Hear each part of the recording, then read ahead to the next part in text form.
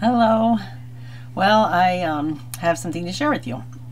I had gone outside to see how our birds were doing. We had maybe Monday a blue parakeet had showed up on the back patio, and it was walking around on the patio table. And I told my husband, and he put it in a big white bird cage that we had. We had used it to help birds that had been injured. Well, anyway, and then my husband said that we needed to get another bird because that bird shouldn't be alone. And so we got a little girl bird for $5 to go with the boy bird. And I named the boy Tweety, and I named the girl Sweetie. So when I went outside today, what my husband had done is put the bird cage under the patio, hanging up high, right, so that we can see it from the window, see the birds from the window. And as I went outside, my husband was putting a swing in there that he had made out of some sticks and some string so that they could swing together. Well, he had put a mirror in there a couple of days ago, but neither one of them had noticed this mirror. So when I went outside today, I noticed that she was really excited, and she was looking in the mirror a whole lot, and she was just, you know, like running back and forth on the sticks. I don't know what they are that the birds run back and forth on, and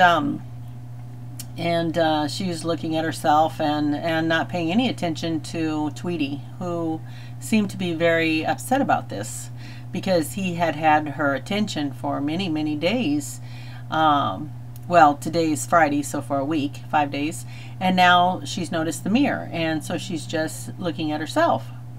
And so I was thinking that that was funny, that she wasn't paying any attention to him anymore. She's just thinking about herself. And I thought how many marriages are like that, where one of the spouses thinks more about themselves. Well, anyway, every time I would go outside the back door, the bird cage is right at your face, and the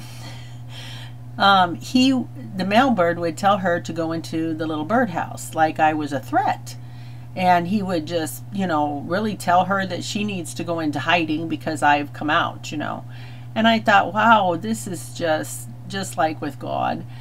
God is our protector, you know. He's the one that feeds us and clothes us and takes care of us. And yet so many people have this idea that they need to hide from Him, and they tell others to hide from Him. They're afraid of God because they don't know Him, and they hadn't built a relationship with Him.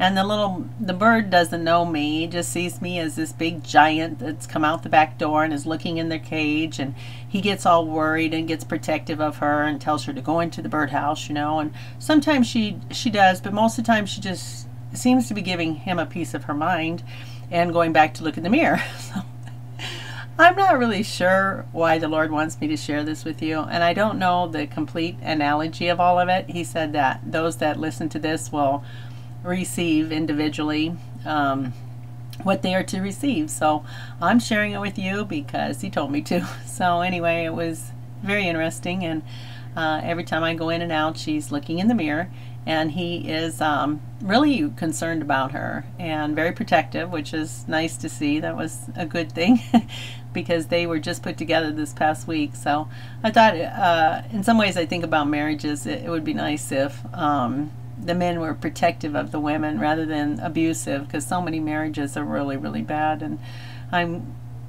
I just think that we can learn so much from the animals, you know. They seem to get along better than the people do. So anyway, my husband, I'm blessed with him. He's a wonderful man, and we have a good marriage. So I'll share something cute since the Lord's bringing it to my mind.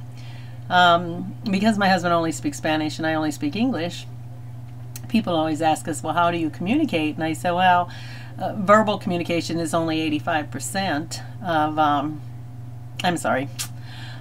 verbal communication is only about 15% of communication. 85% is nonverbal. And body language, what you say, your expressions, is really what talks to people. And so I said it's not really necessary to speak the same language. And then one day I wanted to say something, you know, in this simple little thing, but I couldn't express myself because I don't speak Spanish.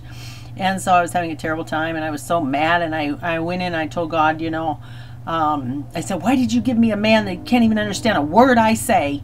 And he said, oh, Cheryl, there's many marriages where the spouses don't understand a word their wife says, and they both speak the same language, or that their husband says, and they both speak the same language and they don't understand.